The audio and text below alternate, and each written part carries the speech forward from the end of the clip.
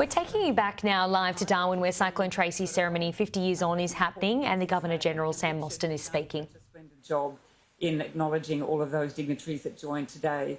The only thing I would say is that the fact that we are all here, I hope says to all of you, to survivors, to those of you that lost loved ones that we commemorate as well today, to those that refused to leave, that refused evacuation and stayed here and have stayed throughout, to those of you that left but decided to come back at any stage during your lives until now, and for some of you who are returning to Darwin for the very first time in 50 years, maybe for the first time to talk about what you experienced, to examine your trauma, to meet those in the suburbs that you were with during those dramatic hours and days. It says the reason we have come, that important people from around the country have come, like the Prime Minister, like the acting administrator, the Chief of Defence Force, the Chief Minister, all of us, we're here because it really matters that we take a moment to reflect on what the last 50 years means for every single one of you and what it means for the future of Darwin. Thank you, Richard, in particular. Where are you, Richard? You're right here. You all know Richard. He's your rock. Richard has not given up at any point, together with that incredible strong band of members of the Committee for Remembering Cyclone Tracy. You've done something remarkable, Richard, and for those of us you invited, how could we not say yes? How could we not spend our Christmas Day celebrating with you the important things we're going to unveil, but the stories and reflections of all of you that matter so much to all Australians? It's a real tribute to the committee and to Richard that we gather today to mark this as a nationally significant moment. It wasn't just a moment for Darwin or the Territory, although you experienced it acutely. It has become one of the most important national events that we must celebrate. I've spent some time in recent days reading the stories that are collected in Richard's book, The 50 Stories of Cyclone Tracy, and spent time at the museum experiencing at third-hand, fourth-hand, what you all experienced personally.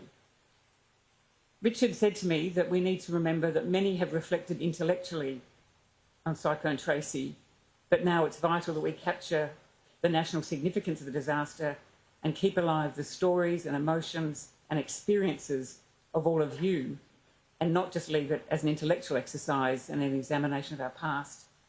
So today, I think the emotion should run high. Today's the day when we feel the full weight of the trauma that you all felt during those early days, but the recovery that you showed and you've taught the country. It's your voices, your stories, that are now the touchstone for generations that have come since, including Richard's gorgeous granddaughter, who I'm sure will lead those ceremonies with you, holding her back, Richard. The reflections remind us that the trauma and, yes, terror that you all experienced, whether it was in a bath, sitting on a toilet, up against a wall that suddenly caved in, for hours and hours dealing with that howling noise, you couldn't hear yourself think or talk to the person next to you. Everything you lived through reveals something that, whilst Australia couldn't quite get their head around it at the time, you remember those days. There was no broadcast, live broadcast. There was no Twitter or no Instagram feeds. There wasn't any radio. There wasn't even any black and white vision until several days later, when the rest of us started to appreciate what it was that you were going through. The rest of Australia was going through Christmas and Boxing Day, just hearing about this cyclone up north, having no idea what it was that you were all living through. I was a 9-year-old living in Melbourne. My army dad was about to move us from Watsonia in Victoria to Canberra, and I remember glancing at the screen from time to time and hearing people talk about you, but there was no way we knew what was happening to you until days and weeks and months afterwards. But what I've now learnt is that Darwinians and Territorians were immediately rallying. While we didn't quite understand what was happening outside Darwin, as you awoke and walked out to that terrible sight across the city, a flattened city, seeing it in daylight for the first time, you already saw the first signs of recovery offered by your neighbours, checking in on each other, sharing the food that could go off in the fridges and freezers, taking care of each other, finding the only dry clothes or blankets to wrap around you because you were freezing. Something that's hard for me to understand being here in your heat, but you were freezing cold. You've been freezing all night, sitting in cold water, huddling one another. You are walking the terrifying, unfamiliar landscape of Darwin, your neighbourhood, completely eviscerated, and starting that hard job of recovery. And I know that the emergency responders that then came and did a lot of that work did a powerful job for you. But it was all of you, the people who determinedly stayed and started to get ready for what was to come, that made sure that Darwin survived. You are a tenacious group, but you took care of each other, and I think you taught the country what real care and kindness looks like. And the care and kindness of the community immediately in the aftermath, in those first few days, I think has underpinned the persistence and determination that ensured that a new Darwin would emerge and would emerge quickly, and the flourishing, diverse, modern Darwin we see today, with all of you here to celebrate that and to commemorate that as much as we mourn the loss of those that didn't make it. That tells us so much about what makes you mighty today. And then to watch the incredible generosity of all Territorians wherever you were able to flock to, when you got in your cars and got yourself down those dirty, bumpy roads and found yourself at Tennant Creek or Alice Springs. I've read of what happened then, the free petrol, the food thrown at you, the billeted accommodation offered to you, families found, put back together, clothes offered. That was all happening right across the territory before we even get to the stories of the rest of the country that welcomed you all, wherever you turned up, at whichever airport, whichever port, and in whatever state your family was in. The generosity of Australians did kick in, and it makes me proud to think that that's what we now rely on when we're dealing with disasters whenever they occur around the country.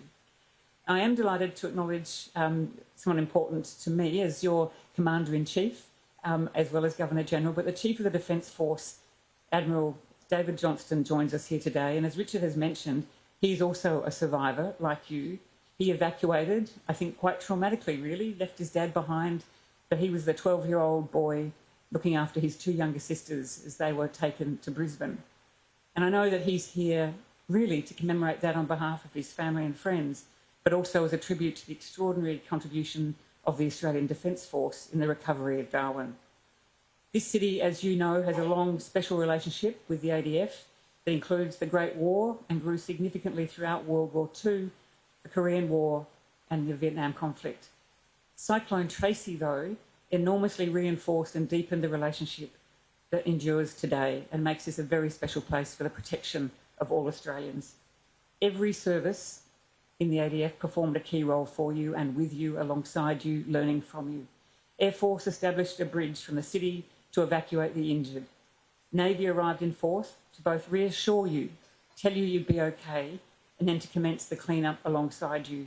Army brought the heavy equipment and workforce to scale up the recovery effort, again alongside you and with you. Today, I'd like to recognise all those Defence Force people who came and supported Darwin during and after Cyclone Tracy. That relationship forged in that time has been forever the mark of the relationship with those that protect us, and I hope that was how you felt it when they all turned up, but listened to you and worked alongside you to recover. They're an amazing force, and I'm very proud to see that they took the learnings of the work here right across the country in every disaster they now turn up at. So now we soon move to look at this wonderful commemoration that Tetshi has given us, a memorial that is so special. It does two things. It reminds us through the twisted steel of what it was that many of the survivors woke up to and saw of your city on that morning, Christmas morning, 1974. But then the frangipanis, the gorgeous flower of Darwin, and all the hope, the perfume, the beauty that sits in those flowers, and the way we'll memorialise this time that you came through and taught the country what it means to be care, to have care, to be kind, to take care of each other, but always, always to recover and rebuild and think about the future. What I've learnt by being in the Territory just the last few days, listening to the stories, getting to know Richard, hearing more about what you've all endured, your survival is a story of love. It's a story of love for each other, of coming back, of being here for one another, and the fact that so many of you turned out today just to spend some time thinking about who was lost, but what was gained in the strength of this city, the endurance. I'm not going to say resilience, because I think actually we overuse that word. I think it's actually that you're in recovery, you've recovered well, you teach the country what it means for us to treat each other well.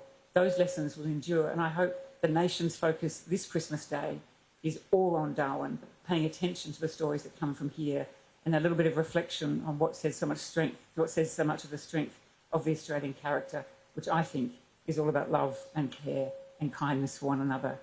For those of you that today's a hard day, do take care of yourself. For those survivors that are celebrating getting back together with people you haven't seen for a long time, I hope it's a joyful time.